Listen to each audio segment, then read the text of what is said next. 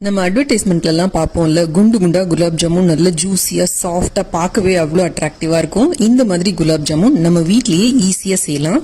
நீங்க இதுக்கு காஸ்ட்லியான குலாப் ஜாமுன் மிக்ஸ் எல்லாம் எதுவும் வாங்க வேண்டாம். நம்ம வீட்லயே இதை ஈஸியா தயார் பண்ணலாம். வாங்க இந்த ஜூசியான குலாப் ஜாமுன் எப்படி செய்யறதுன்னு பார்ப்போம்.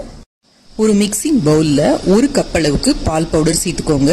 இது கூட ஒரே ஒரு சிட்டிகை அளவுக்கு உப்பு, 1/2 டேபிள் ஸ்பூன் அளவுக்கு பேக்கிங் பவுடர், 1 டேபிள் ஸ்பூன் அளவுக்கு நெய், மைதா இல்லாட்டி கார்ன்ஃபிளவர் 4 டேபிள் ஸ்பூன் அளவுக்கு. அதை இப்பவே சேர்த்துக்கோங்க, நான் மறந்துட்டதுனால அப்புறமா சேர்த்துக்கிட்டேன். இப்போ கொஞ்சம் கொஞ்சமா பால் சேர்த்து இதை நுனி விரலால அழுத்தம் கொடுக்காம லைட்டா பிசையணும். நம்ம எந்த அளவுக்கு லைட்டா பிசைறோமோ அந்த அளவுக்கு நம்மளோட குலாப் ஜாமுன் நல்லா சாஃப்டா இருக்கும். ஸோ இது ஃபர்ஸ்ட் டிப்பு. காய்ச்சி ஆற வச்சு ரூம் டெம்பரேச்சர்ல இருக்கிற பால் தான் சேர்க்கிறேன்.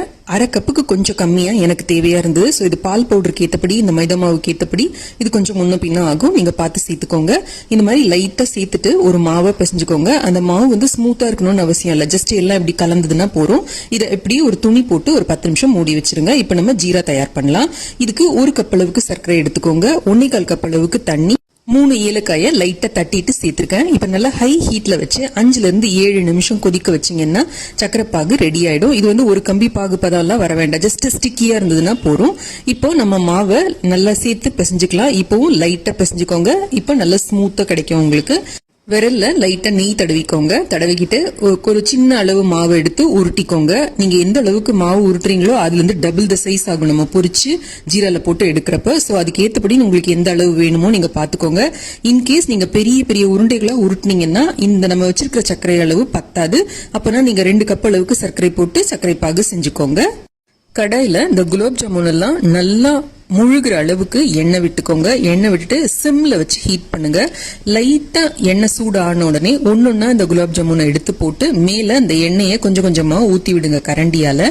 கொஞ்சம் மிதக்க ஆரம்பிச்சதுக்கு அப்புறமா இந்த கரண்டியை லைட்டா இப்படி சுத்தி சுத்தி விட்டீங்க அப்படின்னா இந்த குலாப் ஜாமுன் நல்லா உருண்டு உருண்டு எல்லா இடமும் ஈவனா நமக்கு கலர் கிடைக்க ஆரம்பிக்கும். இந்த ப்ராசஸ் கிட்டத்தட்ட 10 to 12 நிமிஷம் ஆகும். ஸோ மெதுவா லோ தீல வச்சு இந்த மாதிரி பொரிச்சு எடுத்துக்கோங்க. எண்ணெயில இருந்து எடுத்து சூடான ஜீரால போட்டுடுங்க. இப்ப அடுத்தது அடுப்பை ஆஃப் பண்ணி டெம்பரேச்சரை நல்லா குறைச்சிட்டு அடுத்த ஈட போட்டு பொரிச்சு இதே மாதிரி பொரிச்சு எடுத்துக்கோங்க. தேவையான இதுல 1 டீஸ்பூன் அளவுக்கு ரோஸ் எசன்ஸ் சேர்த்து மூடி வச்சிருங்க. 1 to 2 மணி நேரம் கழிச்சு எடுத்தீங்கன்னா இந்த மாதிரி குண்டு குண்டா சாஃப்டான ஸ்பாஞ்சியான ஜூசியான குலாப் ஜாமுன் உங்களுக்கு கிடைக்கும்.